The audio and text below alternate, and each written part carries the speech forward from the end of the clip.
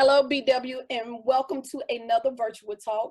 Of course, as I always say, I'm so excited to be doing these virtual talks. You know, we're self-quarantining, we're practicing social distancing, but we still get the opportunity to speak to some awesome individuals like the one that I have to my left, who I will introduce in a second. We still get to have open and honest dialogue about so many topics. So I'm excited about what the BW is doing, and I'm excited about the virtual talks and for the women who suggested it to me because they were missing the table talks.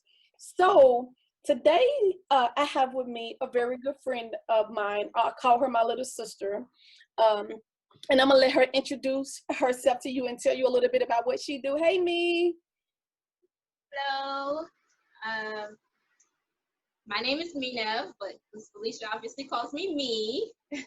And what do I do? I am currently a state auditor. I audit for the state of Arkansas, Department of Finance Administration. I went to school for accounting.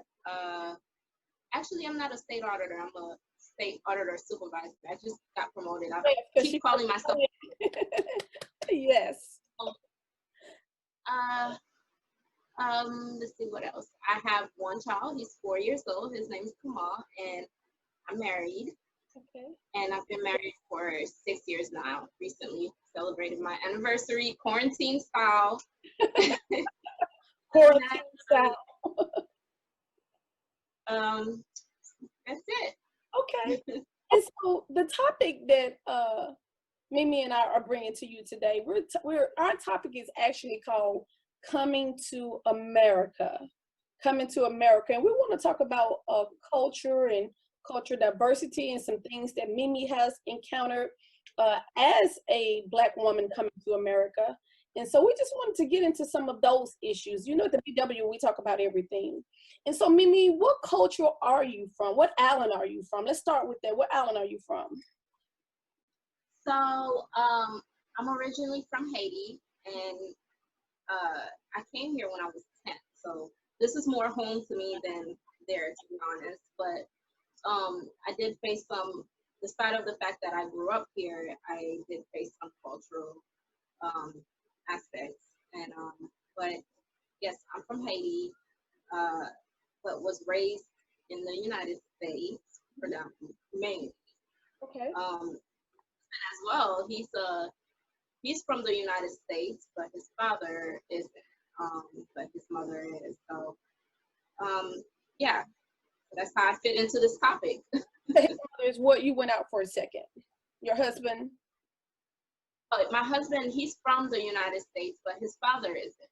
Okay. So so he has but he's not familiar with his father's background. Okay.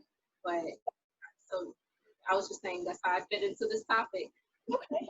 So let's talk about some of the issues. What is one of the biggest issues or obstacles that you have had to face coming from Haiti?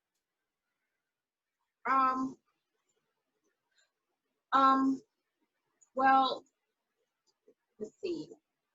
When I first came here, my biggest issue was food. When I was 10, so there wasn't very much interaction with many things other than school. I had no issues with school because I was ahead in school. So I kind of was just, I think I was focused on learning the language that year. I went to school. My favorite subject became math because I call that an international language because I understood everything in math, and I just came to love math because of that. But food was my biggest issue. It was hard for me to eat anything good. The burgers, the KFC. What is it about the food? I don't know. It's just different. Like the spices are different. It's just now I love it, but then it was just hard. I was used to legumes and the food when you fried chicken, it didn't look the same, but it didn't taste the same either. Everything was different. It's just a huge difference in spices. One of the things they pride off of is using like fresh spice rather than the powdered garlic and the powdered, spices and things like that. And I think that makes a difference. Mhm. But I have no idea what I don't know, but it's just the way food was my biggest issue. And language as well. Yes, there was a huge the language barrier I feel will never leave. I speak English 90% of my days every day, but mentally there's still a barrier, and that comes along every now and then. Uh, so, uh, so yes, the language was a barrier as well. Okay. So in Haiti, was French language from Haiti? Yeah, in Haiti, there's two languages. There's the Creole. One thing people don't understand is Creole is mainly a language. There's different Creoles in a lot of different countries throughout the world. Okay. As you know, Louisiana have a Creole, and Creole is a language where it derives with the connection of the maiden language. So you have not maiden language, but the ancestry language, if you would say. So in Haiti was founded by the French. So then you have the Africans that came along. So it's really a mixture of the two. But so that language, you mainly speak with it with your friends. It's very informal and lax. But when it comes to French is a different scenario where a lot of the time the educated people with educated backgrounds or families would speak French. And French connects with professional language. So if you go to a bank, it's mainly French that you would speak. Some people do speak Creole because but French is the proper language to speak there. When you go to school with your teachers, you would speak French. Your elders, my mother, for instance, I wasn't raised with my mom, but she does not really accept like my siblings to speak to her in English, in Creole. They all speak French to her. It's just a matter of, I don't want to call it a respect language, but it's more of a formal language. Okay. Okay. So, and the reason I asked about French, because I know you do speak French and you sing songs at church in French. And it wasn't until you actually started singing in French that I realized that was your Haitian culture. Now, coming over here, even though you was basically raised here in America, but just people finding out about your Haitian background caused some issues for you. As I got older, I'm learning to not necessarily quickly say, oh, I'm originally from Haiti. And when people ask me, where are you from? I have to be like, okay, where could I go with this? It's a thought process that normal people wouldn't go through. So would you say that sometimes you're afraid to even say where you're originally from because of the obstacles? Right, because it brings other questions, and you don't know that person's mentality when it comes to like cultural diversity. I think that's one of the aspects that's lacking, and I think would be a great thing if we were to add that in our schools for our children, because it brings a lot of misunderstandings, but that's one of the biggest obstacles I get is I ask a lot of questions for the aspect of, like I said before, I will forever have a barrier with the language,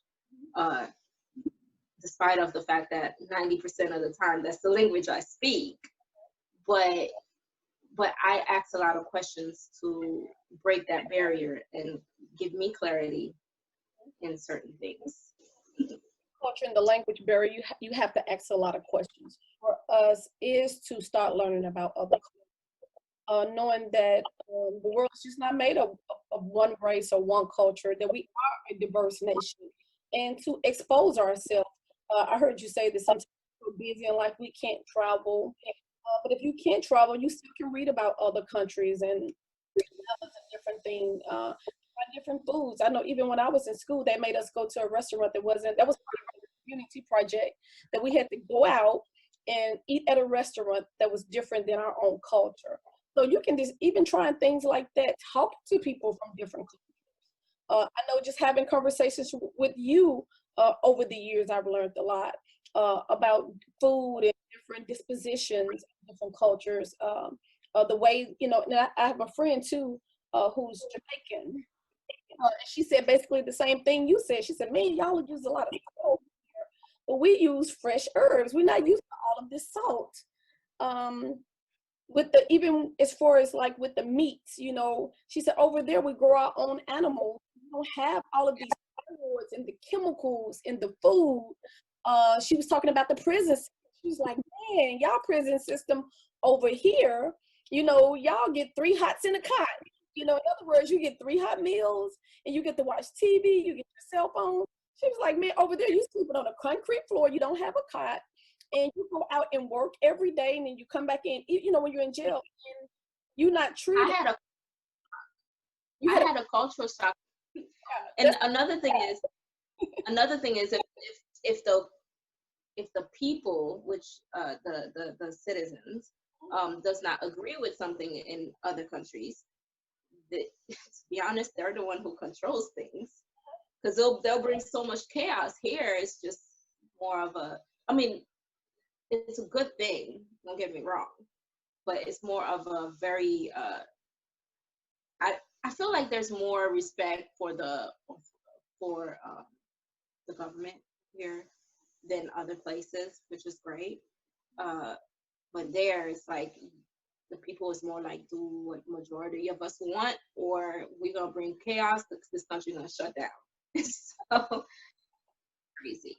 That's another thing that she said that was with their culture, is she was telling me about the prison system. She was telling me about the food. You've even talked to me about the food culture. One of the things she said in their culture, like say for instance, they wanted to buy a house. Say for instance, like my family, for example, we got the Black Brady bunch. We have, me and Philip and I, we have 6 kids. So all of the kids will stay with us, and then we'll start with the oldest. So we save this money. It's like a pot, so to speak. And everybody put money into the pot, and then we build the first person house. Then we keep putting into the pot, then we build the second person house. And everybody's house is built and paid for, and it's not like hundreds of thousands of dollars. You basically building the house for probably $10,000 or less, but paid off, and you don't have all the debt, all the interest, and everybody stay at home is it that way in? Yeah, what's yours is yours. You paid something, that's yours. There's no tax or no this. Now there is a huge difference in the bill system here and there. Here they give you electricity, right? And you pay for that every month. As long as you pay, you have electricity. Mm-hmm. It's not like that. They get electricity literally. You could have electricity this week. Like majority of the people down there that has a good income, they have generators. Here, generators at your house, that's just weird. Nobody does that. We do. That's because they own. Yeah, no, but tell me how often do you use it? We don't until the power goes out. But that was one of the first things my husband purchased when we bought a home. He have to have a generator because the power may go out. But the power going out is once in a blue moon. For them, the generator gets used more than, it's the opposite. The generator gets used as much as you get electricity. Oh. And the power going out is pretty much equivalent to them getting electricity. Okay. So us back to the food, they don't have these they can't depend on electricity, so it's more, that's one of the reasons they raise, like you see chickens walking around, or goat, different things like that, and one day they disappear because they got cooked. But I mean, it's just one of the things, like, and one of the things in the difference in the food taste too, I think, is the fact that they're raising their meat literally, but also because they purchase the food fresh, and they don't, it's more like I buy food for that I'm gonna cook for today kind of deal. It's not like, oh, let's stock up for 2 months or a month or whatever. Refrigeration, because the power may go out if you put it in the refrigerator. Right, because it's not dependable. Wow. What else can you tell us that you would like for us to know about the Haitian culture, that you would like for us to know? I know you still have family there. I know your mom at one point had schools there. I know your sisters there.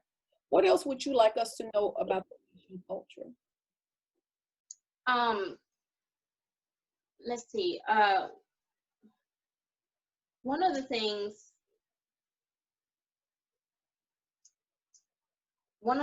I would want people to know is that don't believe what you see on the news.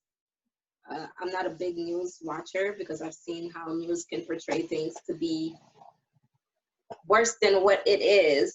I guess it's their job to heighten our blood, I guess, and some say you could say it that way, and just for us to watch it. But things, for instance, I brought my husband to Haiti for the first time. I was pregnant at the time, and a couple years ago. And he was shocked to find out that people are so nice, and it's not what he thought it would be. He thought, there would be like robbery left and right, or, like crime left and right, and it wasn't what he thought it would be. So definitely, I would say in general, if it's best just in life to not judge something based on what someone else is saying or the news is saying. You should judge something based on what you've experienced. Yeah, that's my number one thing. Okay. What's your Yeah, favorite? because I'm sorry. What's your favorite Haitian dish? I love pickles, which is more. It's the same ingredients as far as like the vegetables as coleslaw, but it's spicy. It's not tangy and sweet. I hate coleslaw. Pickles is like spicy. You use that. You put it on meat, like tassel or which is fried food. It's really good. I love legume. Legume is like a mixed vegetable cooked up, like overcooked, and they get all mashed together, and it's really good. Just a lot. Pate. Pate is a Caribbean thing. You got that everywhere in the Caribbean, which is another thing. One word that means one thing here could mean something somewhere else. Pate, in translated, in spelling, you would say patty, but here when you say patty, you're talking about the burger meat. Patty, yes. So it's not that at all. It's more like you would explain it more like a meat fry or meat. Is that what it's called? Meat fry or meat pie, where there's a pastry on top and inside it's filling. Well, meat pies here are. You're talking about a pot pie. No, meat pie, I think is what they call it. Okay. A pastry on the outside and inside filled with something. But here it's mostly like filled with something sweet, but there it's more like meat. You could even have your breakfast in there, some eggs and different things. It's really good. Okay. Anything else you want us to know about your culture? How's the school systems over there? There's no such thing as public school. No public. So everybody Mhm. knows no such thing as free school for anybody of any age. Okay. So that's why we find, the lack of education because of that. But school, I don't know. I've my mom, my dad, like they from the education side, and they both owned schools in Haiti. And one of the things, like I said before, when I came here, I was ahead when it came to my grade level, because of, I guess, the way they teach there. So school is not as formal as here. Okay. Not necessarily as, it's not as formal as here, but I just feel like, especially when it comes to the children, they're much more one of the things they strongly believe in is like teaching through music when it comes to kids. So you don't get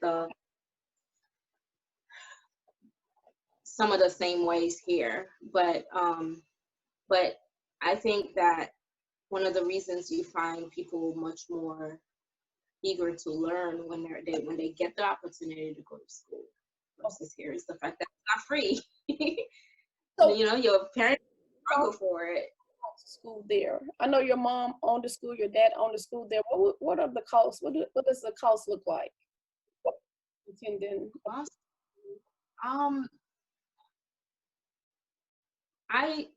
they're essentially about the same as a private school here. Okay, so it's equivalent to. Okay. Yeah, it'll be hundreds of dollars. I think per month. But the thing is, a dollar here, it varies there. So the American dollar here could one day be $50 there. They're $50 for them, or it could be like hundreds. So it varies. So when I say $100, I'm talking about equivalent. When I say hundreds of dollars, I'm talking about equivalent to the American dollar. So imagine what it is for them. Okay. What is the currency in Haiti? Currently, like I said, it varies. So right now could be different, and then next week could be different. Okay. Yeah. Y'all call y'all currency. I know, like with They have protests. gold. They have gold. They have dollar. They have just. So they have more than one. Yeah. Yes, and they're different colors too. Okay. Okay. So one, you said Daylon. Is that the word that you use? Daylon. What's the word you use? Like dollar is what you would call dollar. Dollar there would equal how much here? I can Google it. Never mind. My head. Like I said, it varies, so it's not maybe a standard. Yeah. Okay. It just okay. And so I'm just trying to learn as much as I can, because as I said earlier, I think it's so important for us to learn about different cultures. I think you have taken to your world a little bit, and I thank you for that. One of the things I cannot do before I end this, I was about to say podcast, but this is going to be a podcast / video, because it's going to be posted on the BW as well as my podcast, and I'm excited about that we have as well. But of course, you know, the BW is all about relationships. We're about, you know, singlehood and living your best life, your best single saved life, as well as having your best marriage. So how is it coming, even though you was raised here, you still come from a different culture, you still have a lot of your culture in you. How did that mix with marriage? Because Carve has his background, you have your background, and then y'all come together for this thing that we call marriage. How did that work for you, me? For the both of us, I think, well, in general, it's best that you find someone that wants the same things as you do. And so when you're working in your differences, somehow you will come to the same ground because you have the same wants. Mm-hmm. So like you said, one of the issues in the beginning was our cultural difference. That was like huge for me. But he also has a degree in anthropology, so he tells people he went to school to learn how to marry a Haitian woman. So because his anthropology base was Caribbean, so he studied on the Caribbean. So I got lucky there, but there were still aspects that we had to work out. He actually had to meet my dad twice, because the first time he met my dad, he didn't think, my dad was like, what is this? You just came here to talk about Walmart? He came and he and my dad literally had a regular conversation, and my dad felt like, that's not how you do it. And I'm like, my dad, like, I call my dad Papi. So I'm like, Papi, you have to understand, that's not what he knows to do. Like this is what we do based on culture, but he doesn't know this. So I was like, you have to give him a second chance. So my dad did give him a second chance, and he came back, and I told him in advance, hey, my dad wants you to talk about what your intentions are, what are your plans in 5 years, what do he already know what you do because that's all you guys talked about, but who's your parents and this and that, and just all this list of stuff I had to tell him first in advance. And when he went in, he told him, he talked about those things, and my dad was more receptive to it. But so that was a cultural situation there. And then we've had cultural difference when it comes to one of the things about anybody from any different culture, we don't speak one language when we talking to our parents. It just gets all mixed in.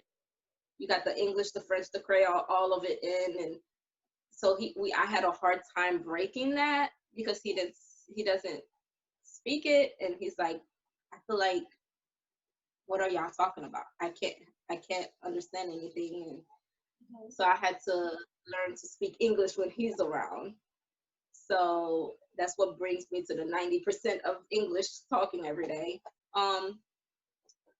Food, there's huge differences there. Now, for instance, there's one of the things that he really hates is spaghetti, and he hates for it to have like hot dogs in it. He can't stand that. Can't stand it. Or ketchup. We put ketchup on our spaghetti. That's one of the things we cook with the ketchup in there.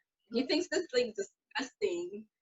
I don't know. Other people might think that too, but he just won't have it. He won't have anything to do it. He's good about trying stuff, but he just won't try that. You put ketchup in your spaghetti.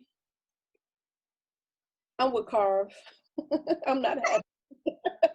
No. I'm not talking about spaghetti. I'm not talking about the spaghetti like with the spaghetti sauce and blah blah blah. Like we cook the spaghetti, like the pasta with ketchup. No, it's really good. You would have to try it. Don't knock it. It just I'm not gonna knock it, right? Well, my husband knocked it too, so it's okay. So food is a huge difference there, but we're big about food. We like to try anything, honestly. It's just certain things. He's a little more picker than I am. What else? One of the things growing up, being that I'm from a world of, I guess poverty, I guess you'll say. So I'm big on saving, but my purpose on saving had to change because of my parents. Like I've always saved all my life throughout college for the purpose of if my parents ever need anything. That was my purpose. And, I had to learn, literally. And one of the things that I had to change was that, I guess in some sense, I don't owe them anything, but knowing our background, the Haitian background, everybody took care of each other. Everyone takes care of each other. Everybody's money is won within a household or within a family branch kind of deal. So I guess that stayed with me for a long time until my husband was like, okay, I can't take care of several households. And so I had to change that a bit.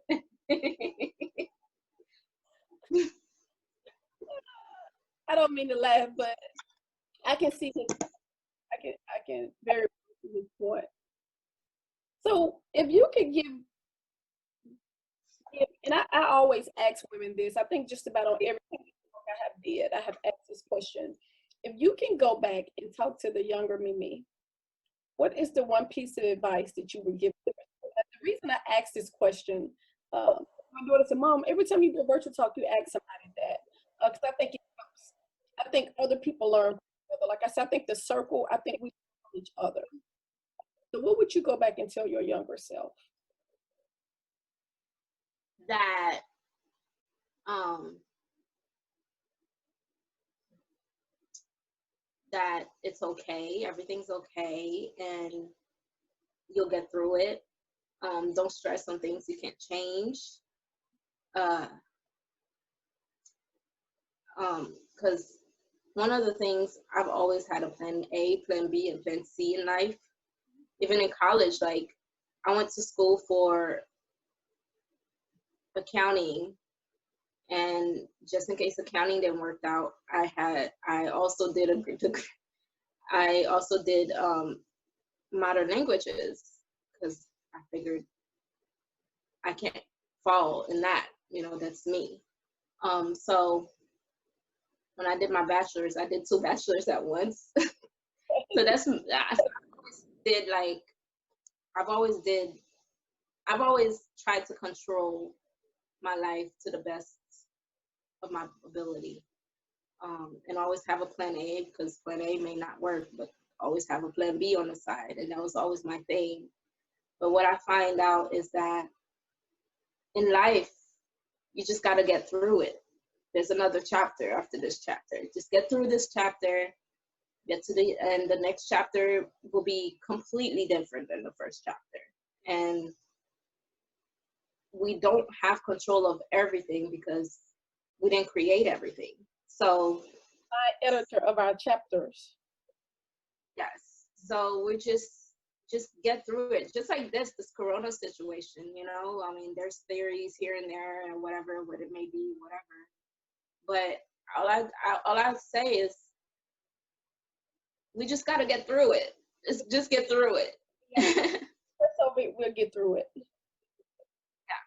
If you had one piece of advice to give to a newly married couple in the circle, a young lady that's in this circle watching, you just got married, or even contemplate marriage, what would be your one piece of advice for her?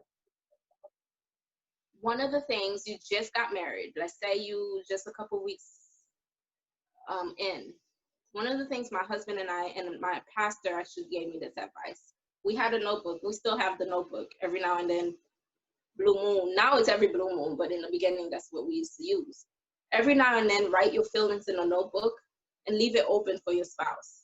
Because like in the beginning, you don't really truly know how to communicate yet. And so when you first communicate things, in the honeymoon stage, it might work out, but eventually that falls. So when you communicate through the notebook until you learn that, hey, this person it's more receptive, like the person will receive it better if they read it rather than you come out with it, because sometimes they don't, yeah, you got married, but even then, sometimes they might have things in their mind as to what are you saying? Like, what are you trying to say? You know what I mean? Like, as if you have other intentions. So you just write, okay, my feelings, this is how I feel about this. And then later on they read it, and no discussion is needed. They just read it and take it in. And hopefully they could like marinate that and make some changes necessary. Also, I would say always, this never fails. I'm in 6 years now. Not very long, but so far it's been working for us. We always discuss, what do we want from this? Like, that's not like in the beginning you discuss that. What do you want? How do you want me as a wife? And how do you want me as a husband? But eventually we stop asking. But you have to understand, both of you are growing. Things change, and so those aspects can change.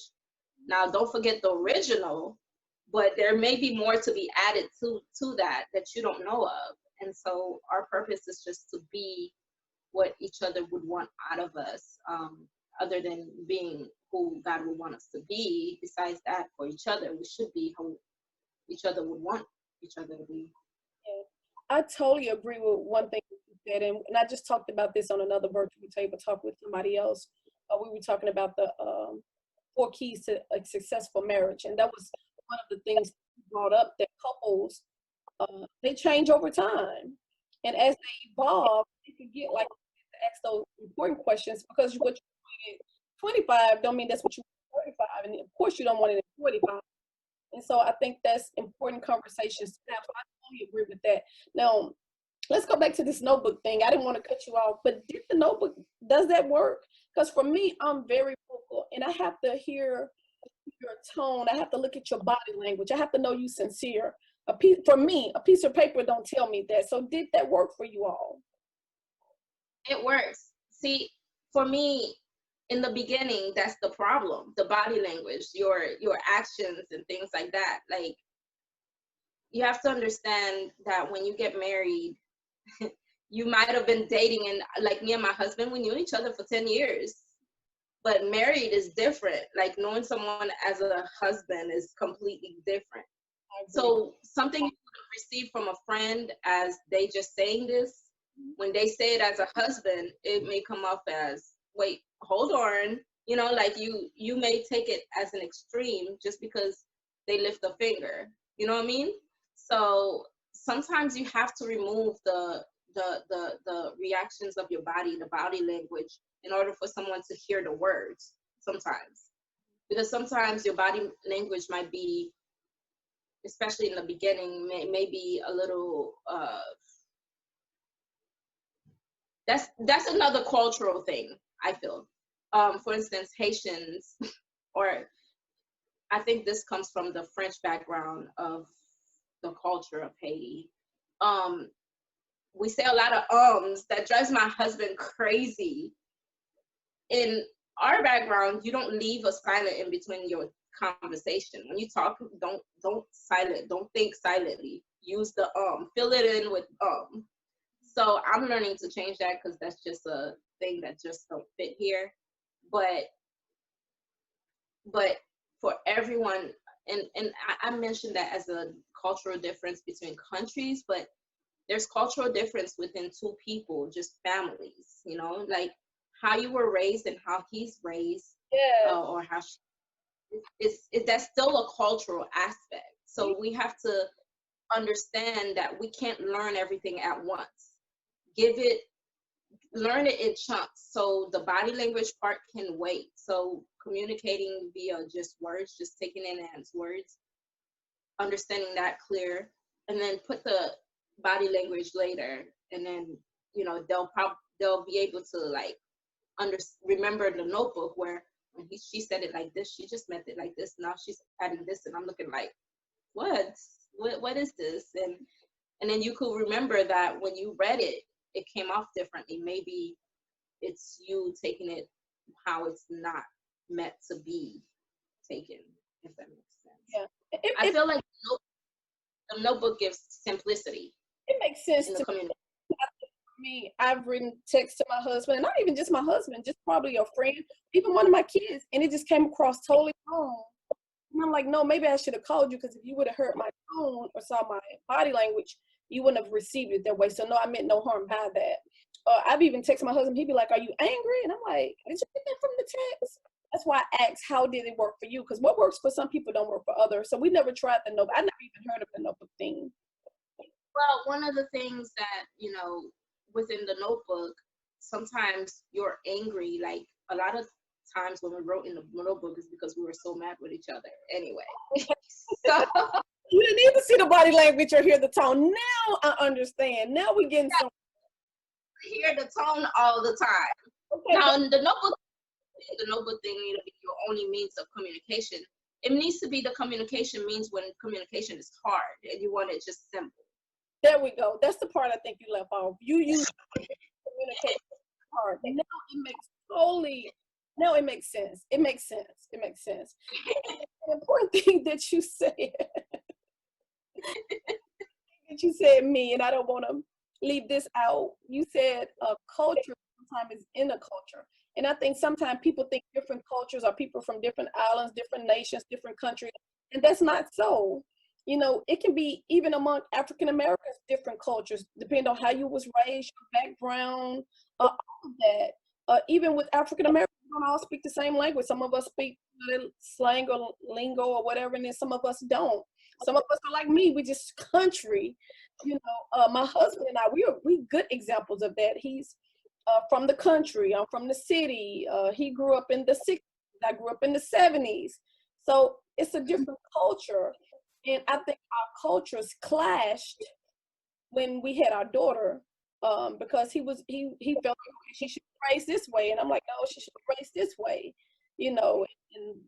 And when the cultures clashed, it created a huge problem for us. And then we finally had to realize that's just how, he had to realize that's how she was brought up, and I had to realize that's how we had to compromise and come to meet each other halfway for the sake of our daughter. He wanted her raised one way, and I wanted her raised, and he wanted her to go to this school, I wanted her to go to that school. But that's a whole nother table talk. Table talk you should have before you get married. I want to have that discussion, because it was my husband and I didn't talk about it. And if I could just write a list and tell me, ask this question, you need to ask that question. It's too late to ask it when you're in the marriage.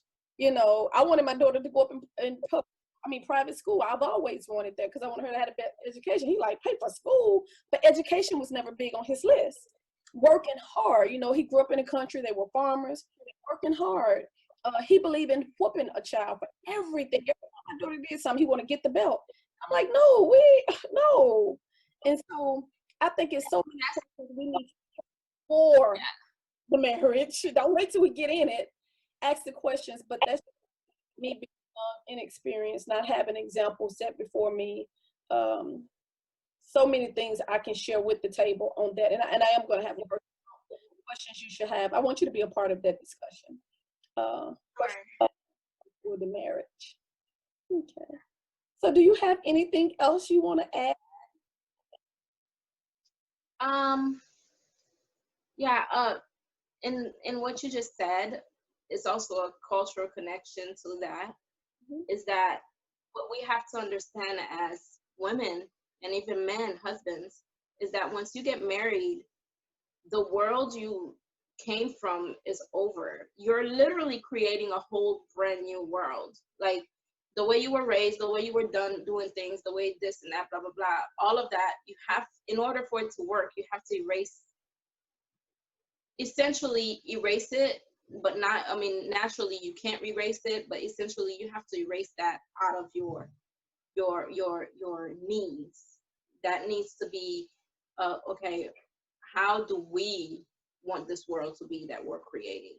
So a piece of every aspect of different backgrounds that you came from, because me, let's be honest, my culture is evolving into several different cultures, and as well as, so a piece of every culture from me and every culture from him be added together and create our world, and we leave some out. Everything that you were in the background does not have to come in. Yes. It has an agreement between the two parties because it's your world. You have to imagine it as, this is a world where only he and I live in. Yes. And then we're going to create a new population. How would we want the population to react in our world? So that's really a good thought of it. Oh, I like how you explained that. Creating your own world. I like that because I do think we try to bring our worlds or our past worlds and our past baggage into something new. And usually when you bring something old into something new, it just messes it up. Even something as simple, I remember Jeremy first getting married to Kayla, and she cooked spaghetti. And he said, why do you need to put sugar in it? And she's like, I'm not putting sugar in my spaghetti. But he's like, but my mama always. And then they had another conversation. I don't know if it was about cleaning the house or something. And he said, but my mama. And she finally told him, I'm not your mama. But see, that was him. Whole world into his new world. And I totally agree with that. You have to create a world for the two of you. I totally agree with that. Very good advice. So it has been such a pleasure talking to you. I hope that you join me for the questions asked before marriage virtual table talk. I'm gonna let you know when that date is gonna be, and hopefully it'll be soon. For me, I have enjoyed talking to you, my friend. I want you to know that I do miss you, little sis. And we are see soon. This corona. Yeah, when Corona ends, Philip and I, we're making a trip to Arkansas if the carb don't get to Mississippi first. We headed that way. See you guys, because I'm ready to go anywhere. Go up the street to Walgreens. Like once a week, I take a trip to Walgreens. I just come up with something I need because I think I'm going crazy in this house. And so thank you so much for joining me and being a part of the BW Table Talk. All right. So you guys later. If you have any questions, me and me can do a question and answer session. So just let us know. Leave your comments below. And again, thank you. Thank you. Bye.